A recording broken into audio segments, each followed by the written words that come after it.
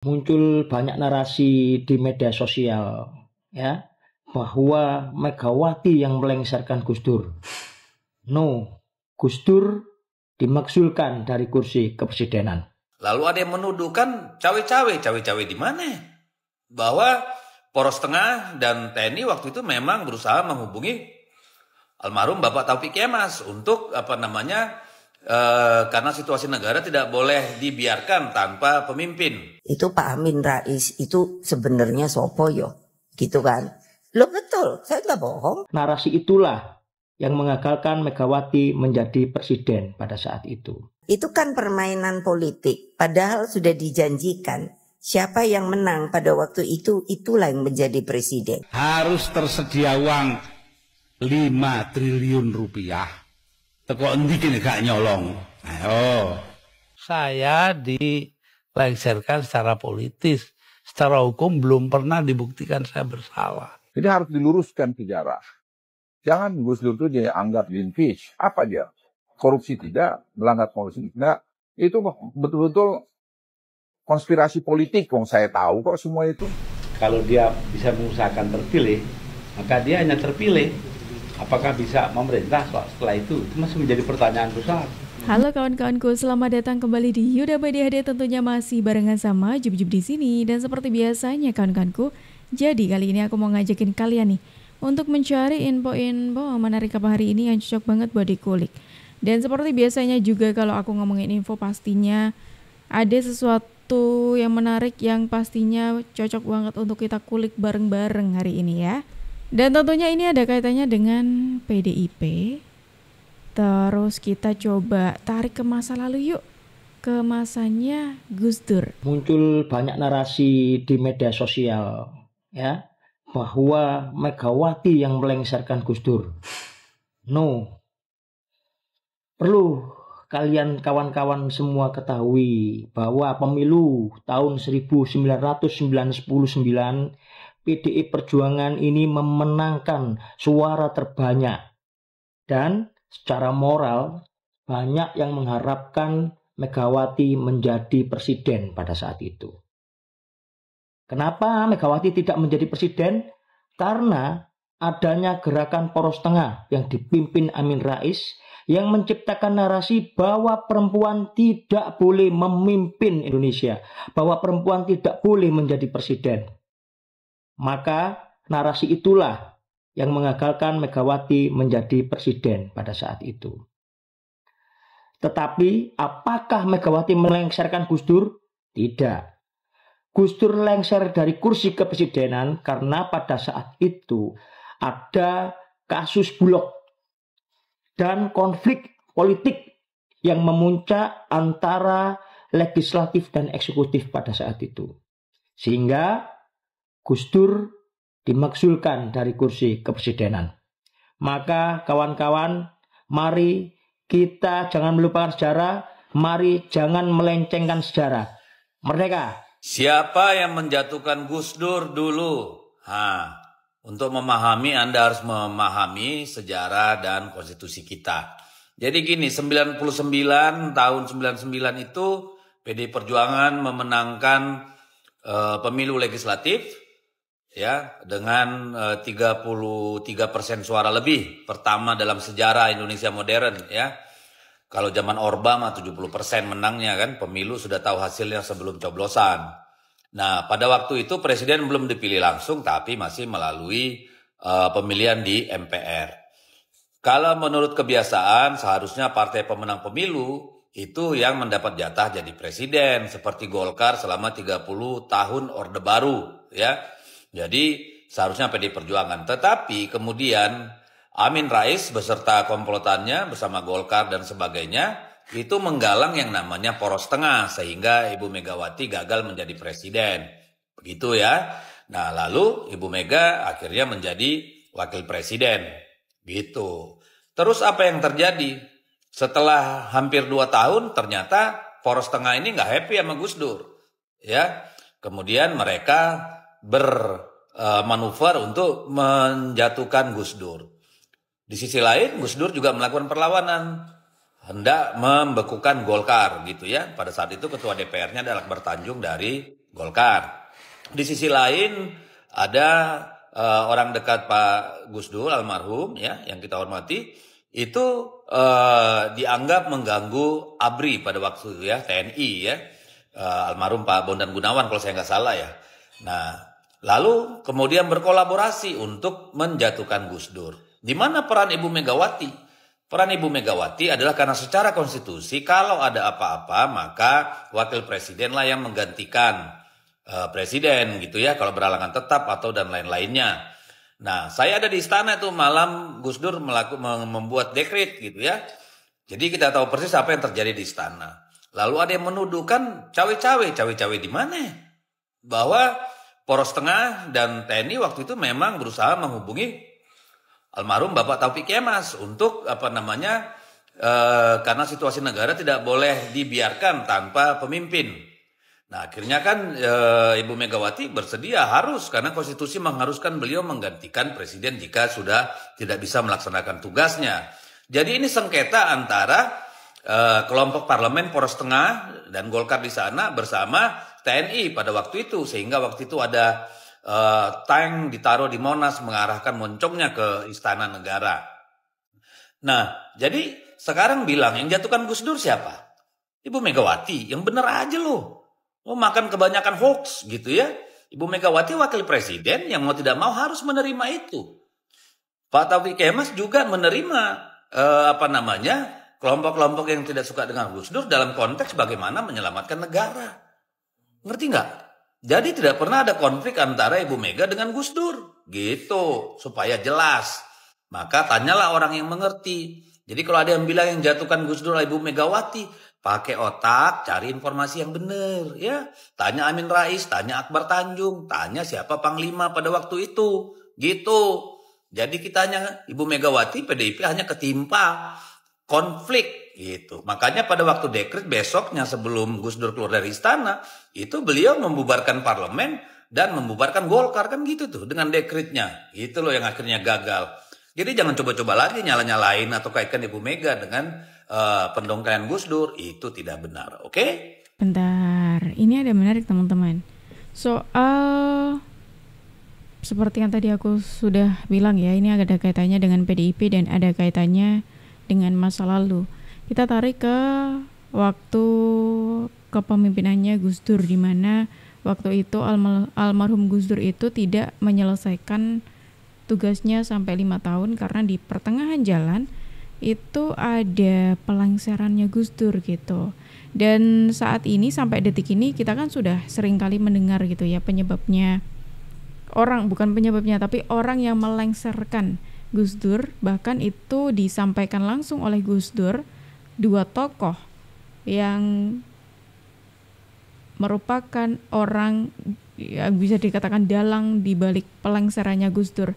Tapi kali ini hal itu dibantah oleh PDIP yang katanya bukan, Ibu Megawati itu bukan orang yang menjatuhkan Gus Dur. Karena posisinya Ibu Megawati adalah wakil Gus Dur, jadi mau tidak mau harus menggantikan.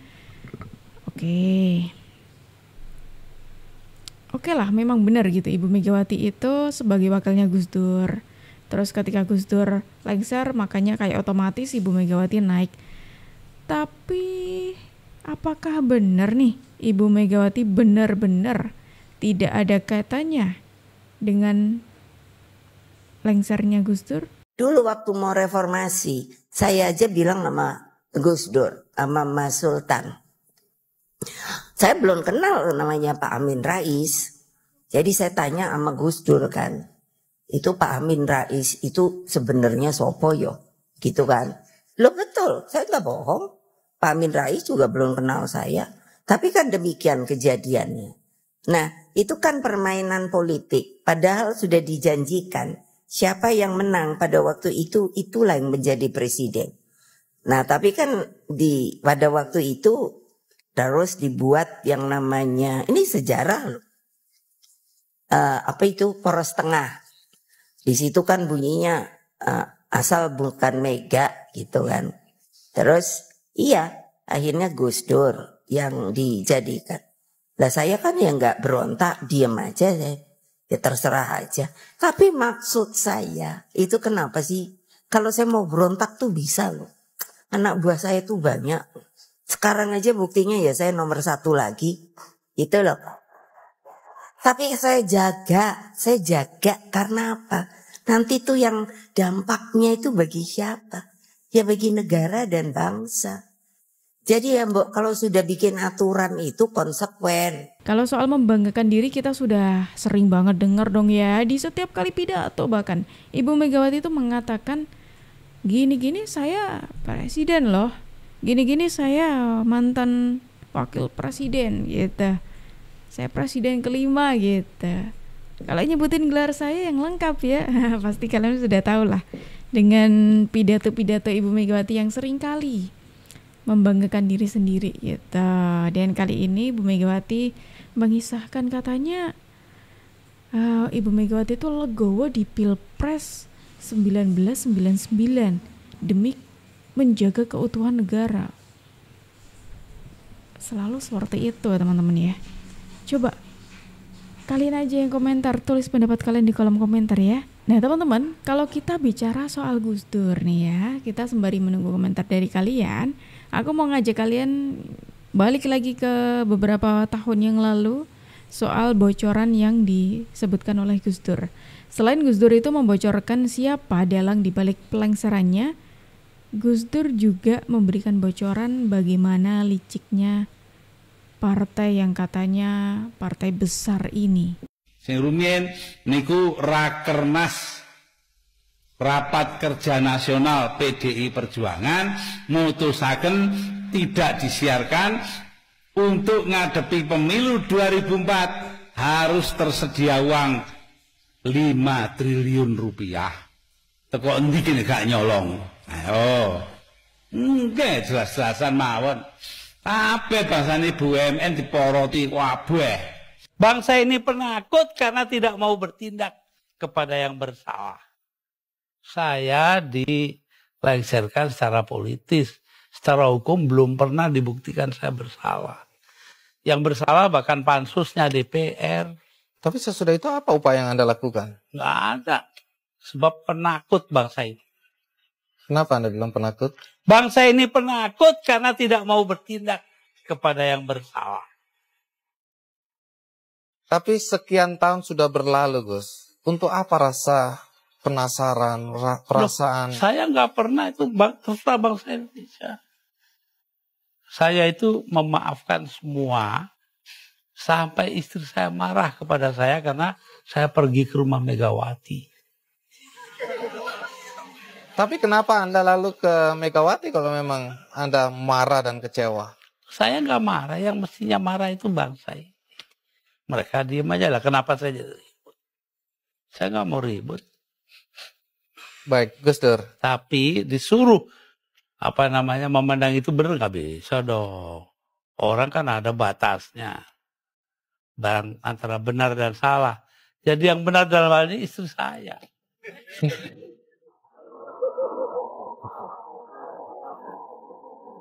Tapi kenapa Gus Dur nggak mau nurut? Tanya dia, jangan tanya saya dah. 300.000 orang mas tanda tangan supaya saya jangan berhenti jadi presiden. Tahu? Tapi saya bilang daripada bangsa ini pecah dalam pertempuran darah mengalir darah saya, mendingan saya lengser aja deh. Nah itu.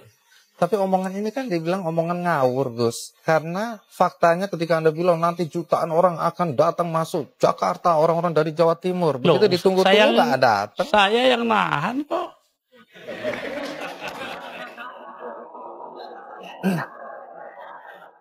Jadi kalau nggak ditahan sama Gus Dur, datang lah beneran itu ya? Bukan begitu, artinya tetap saja kebenaran kita pertahankan. Tapi sikap kita itu jangan sampai bangsa ini perang saudara. Dan itu pengorbanan Anda?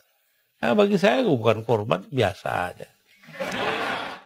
Memang Megawati dan Amin Rais dianggap orang yang paling bertanggung jawab atas pencopotan Anda. Apakah Anda dendam sama mereka? Nah, apain dendam sama Amin? Artinya Gus Dur sudah melupakan itu, sudah memaafkan. Maafkan, lupa sih enggak. Nah, pernahkah setelah peristiwa ini apakah itu Megawati atau Amin Rais datang ke Anda untuk meminta maaf? Nggak ada. Mereka merasa dirinya benar, ya sudah. Besok-besok akan terbukti oleh bangsa ini sendiri. Memang Megawati dan Amin Rais dianggap. Nah, itu bocoran-bocoran yang disampaikan oleh Pak Gus Dur, ulangi. Nah, itu hal-hal yang disampaikan, bocoran-bocoran yang disampaikan oleh Gus Dur, teman-teman. Almarhum Gus Dur ya.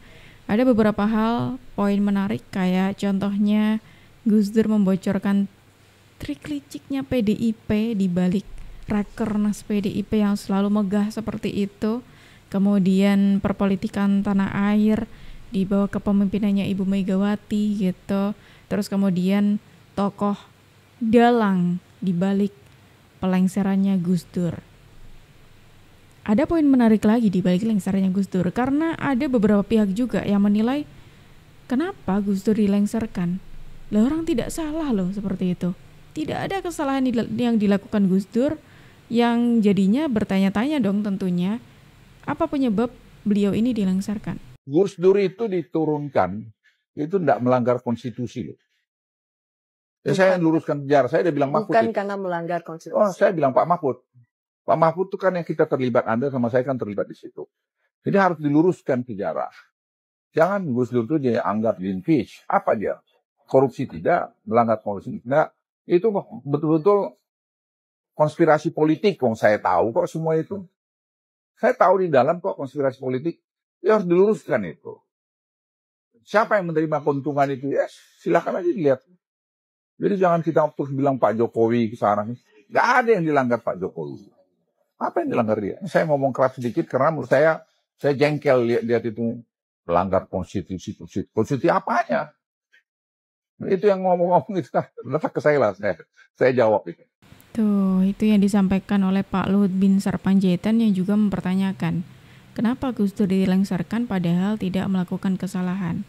Tidak salah loh ini, tapi kenapa kok dilengserkan? Kayaknya ini jadi pertanyaan masyarakat Indonesia juga ya kan? Makanya dengan adanya tokoh dalang yang diungkapkan oleh Gus Dur tadi, masyarakat Indonesia juga berpandangan kayaknya benar deh apa yang dikatakan Gus Dur ini soal tokoh dalang di balik pelengserannya, meskipun PDIP membantah hal itu, teman-teman. Mbak Mega ini terpilih dengan suara yang cukup banyak, ya, dibanding yang lain, ya. Tapi kalau dia bisa mengusahakan terpilih, maka dia hanya terpilih. Apakah bisa memerintah setelah itu masih menjadi pertanyaan besar. Karena banyak sekali golongan yang tidak mau. Sampai sekarang masih saya akan mendukung Megawati dalam pemilihan presiden. Mbak Mega ini terpilih dengan suara yang... Ada sebuah video lawas yang kembali muncul di media sosial. Video itu berisi potongan wawancara Presiden RI keempat, Kiai Haji Abdurrahman Wahid atau Gus Dur, dalam suatu acara unjuk bicara atau talk show yang dihadiri banyak orang.